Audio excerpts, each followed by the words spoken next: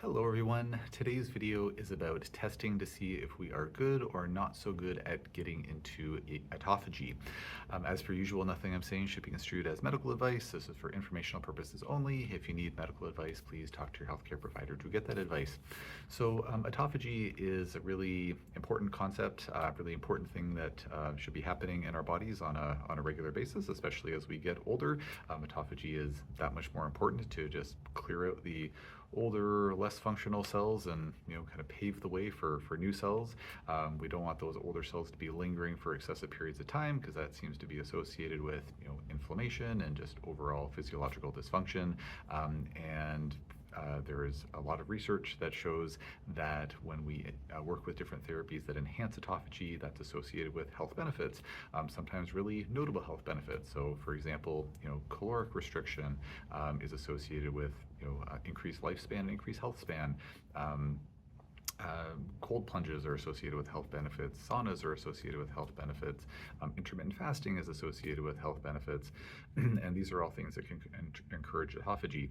There is some research literature to suggest that certain supplements can also help us to get into autophagy more easily or maybe maximize the benefits of autophagy, but that's not what this video is about. This video is about testing to see if we can do things, or testing to see if we are kind of innately good or not so good at getting into autophagy. Several months ago, I interviewed a fellow naturopathic doctor, Dr. Penny Kendall-Reid. So please feel free to cross-reference that podcast episode. It's posted on my YouTube channel in video format, or check it out on virtually any podcast platform. And so again, her name's Dr. Penny Kendall-Reid, and we talked about the Gene RX genetic profile that her company facilitates. So folks can get their raw genetic data through sort of another company, and then that data can be uploaded to her website, and then we get a genetic report that tells us about a bunch of different genes. And as I said in that video interview, and I still stand by what I said in that interview now, so I've been using her reports for a longer period of time now, I really, really love her reports. They're heavily evidence-based, and they look at a lot of genes that other reports do not look at. So I've done lots of genetic testing over the years, used several different companies, and she reports on genes that nobody else reports on, which is interesting because there's a lot of research backing up all the genes that she has in her report. So anyways, there's no one size fits all that's perfect, I suppose, but I really like her reports. So one of the sections of her report talks about these autophagy-related genes. So this is kind of in the longevity section of her profile, or of her report. And there's a few different genes that she looks at there. There's one called BECLN1. There's another one that's called ATG16L. There's another one called FOXO3. Another one called BDNF. I think there's one other one that I'm blanking on right now, but anyways, there's 5 genes there, if memory serves, in the report. And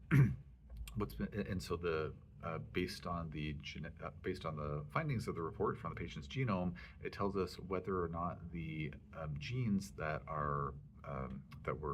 genes in question are going to create proteins that are functioning optimally, or if they're going to be under functioning proteins, not functioning as well. And the reason that's important is because some of these autophagy-related genes are, like say BDNF is more specific to the brain, how efficiently our brains can recover from damage, buffer the effects of more like toxic things that they're exposed to, how good our neuroplasticity propensity is. Other genes tell us how easy it is for us to get into autophagy. Other ones tell us that once we're in autophagy, how good are we at making use of that, how efficient are we at, what is the speed of our autophagy like. So in some cases, some folks have a genetic picture where they have a harder time getting into an autophagy mode, but then once they're in the autophagy mode, they're actually quite efficient at it. I was going over results with a patient just earlier today, and they're really good at getting into autophagy, but once they're in autophagy, the speed of their autophagy is quite slow. So we can take this information and get a sense of, is the patient just categorically bad at getting into autophagy, or are they good at certain aspects of it, not so good at other aspects of it? And then of course we take that information and pair it to what's happening with them clinically. The vast majority of my patients are dealing with complex chronic health issues, so I see a very biased population, and so many of the patients that I work with their genetic reports don't look fantastic in terms of the autophagy realm. And that makes sense in that when we aren't able to get into autophagy as efficiently, there's going to be, as I said earlier, physiological processes that are just not as up to snuff as we like them to be. Some older cells accumulate, there's going to be more inflammation, there's going to be some physiological compromise, and then maybe that person's going to be more susceptible to mold toxins or chronic infections or whatnot. Or so it could, oftentimes the patients that I'm working with, it makes sense that their autophagy genes are not looking fantastic. Now, I do have some patients that are generally very healthy. They have not had a history of complex chronic illness. And when I look at their reports, they look a lot different. And so I feel, and that they might not have any trouble getting into autophagy. They have very efficient autophagy, or we'll see like maybe one out of the 5 genes is off kilter, maybe 2, but not all 5 or 4 of the 5. So it's been very clinically interesting to me to see how these reports differ from different patient types that I work with. But again, the majority are dealing with these complex chronic health issues. So what do we do with this information? One of the criticisms, if you will, of genetic reports are they're like, well, it's my genes, and so if my genes are my genes, there's nothing I can do about it. But a lot of genetic reports that we work with in more of the functional medicine realm are very actionable in that, yes, we can't do anything to change your genes, but we can see, well, what are the genes that might not be working as well, or coding for proteins that are not going to be quite as efficient as sort of wild type or non-mutated genes. Maybe we know that they're not going to be working quite as well, but we know what they do, and so then we can try to compensate for that. So, for example, if I have a patient where they have a hard time getting into autophagy, then it might be really important for them to stick with their to do intermittent fasting and to be quite strict about it. If it's kind of like, I was going to do a 12-hour intermittent fast or a 14-hour intermittent fast, but we'll round down an hour or two. Like, that patient might not be able to get away with it. If I say, please be really strict with this, then they're gonna probably see better effects than if they're a little more lackadaisical.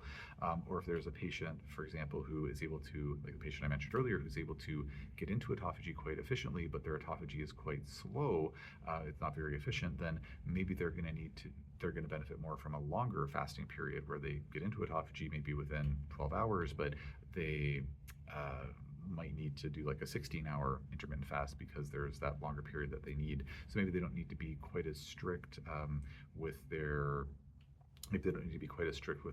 diet in general, but when they actually are in that fasting mode, they're going to really want to make sure that they are in that fasting mode for a long enough period of time so they're actually going to get the best bang for their buck. Or we can look at sort of intermittent, longer period fasting, or periodic, I should say. So I don't mean to use intermittent in two different contexts here to make it confusing. If we might want to periodically, with some of these patients, we may want to periodically have them do a longer fast, like whether maybe they're doing a fasting mimicking diet where they're still able to eat some food, but they're keeping their calories, their protein low enough that they're still getting into that fasting mode physiologically without actually needing to fast. Because sometimes we have concerns where it's like, well, if you're fasting for a few days, say doing a water fast, there's going to be some muscle mass loss. Maybe we don't want to do that, during certain times of a woman's menstrual cycle. Maybe in postmenopausal women, we don't want to do that quite as much because we're a little bit worried about bone density and things like that. There's different thoughts and opinions out there about, the pros and cons of fasting. Fasting mimicking diet is kind of a nice way to have your cake and eat it too, without actually eating any cake, of course, in that you can still get the benefits of fasting without fully fasting and maybe running the risk of some of those like really notable caloric deficits that might have a negative impact on body composition in some way, shape, or form. Kind of circling back to the purpose of the video, the testing, this testing can be done to determine or to give us insight into what's going on with the patient's autophagy predisposition. Are they good at getting into autophagy, not so good at getting into it? When they're in autophagy, are they efficient at their autophagy process, or are they not so efficient? We get some additional insight with the BDNF around more of like the nervous system related components. So if there's patients if I have a patient who has a family history of, Alzheimer's disease, or there's like some neurodegenerative conditions that run in the family that we might be particularly interested to see. Like, we want to make sure you're getting into autophagy, and we really want to make sure that BDNF is looking really good as well. And so, in my opinion, it can be a useful test. I'll likely post some other videos about other elements of this genetic report because there are other, in my opinion, really useful insights. To give another quick little maybe sneak peek on that, I had another patient earlier today that I was going over their results, and this patient it becomes hypoglycemic quite easily, and despite eating a healthy diet and not being significantly overweight or anything like that, like they're just taking good care of themselves, keeping their eating well, keeping doing all the right things for their blood sugar, and yet they have these hypoglycemic episodes. And we looked at the genetic report, and sure enough, they make way more insulin in respect to carbohydrate consumption than the average person. So that's going to lead to insulin resistance, even though they're doing everything right. So if I had a patient who came in to see me nowadays and they said like, like I'm pre-diabetic and like I can't figure it out. I'm exercising, I'm doing all these things right. Like, why is this happening? Well, I would be willing to bet in a case like that we would do this report and see that, oh, you make more insulin than the average bear. We're gonna have to be extra cautious with your carbohydrate intake. Maybe we need to work with some insulin sensitizing treatments, even though on paper you should be the last person in the world to have any issue with diabetes. But now we're seeing this pre-diabetic picture, maybe because you're genetically sort of predestined to be more sensitive to carbohydrates. There are evolutionary reasons why that might be the case. Sometimes patients say, man, these darn genes of mine. I say, like, you have whatever opinion you want, but before you throw your genes under the bus, if we look at this evolutionarily, the folks that had, the higher blood sugar spiking, the higher insulin levels, I should say, in response to carbohydrate intake, like those are the folks that would be surviving the famines. Those are the folks that would be, putting on weight more easily.